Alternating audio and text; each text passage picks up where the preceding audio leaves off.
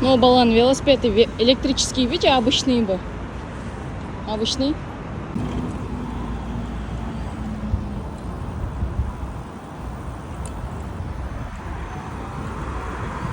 Күйеуімнің офисіне снектерді ордағаны келді ма?